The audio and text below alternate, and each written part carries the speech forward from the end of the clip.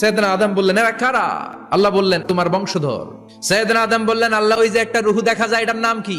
এটা তোমার ছেলে দাউদ, সে দুনিয়াতে নবী হয়ে আসবে। সৈয়দনা আদম বললেন, মাবুদ, আমার ছেলে দাউদের কত বছর হায়াত আপনি দিয়েছেন? আল্লাহ বললেন, মাত্র 40 বছর। সৈয়দনা আদম বললেন, মাবুদ, এত ফুটফুটে সুন্দর আমার ছেলে দাউদ, মাত্র 40 বছর দিলেন কেন? আল্লাহ, আপনি বাড়ায় দেন, আল্লাহকে বাড়ানো যাবে না, লেখা হয়ে গেছে। সৈয়দনা আদম বললেন, আমার 1000 বছর থেকে 60 বছর আমি আমার ছেলেরে দিয়ে দিলাম।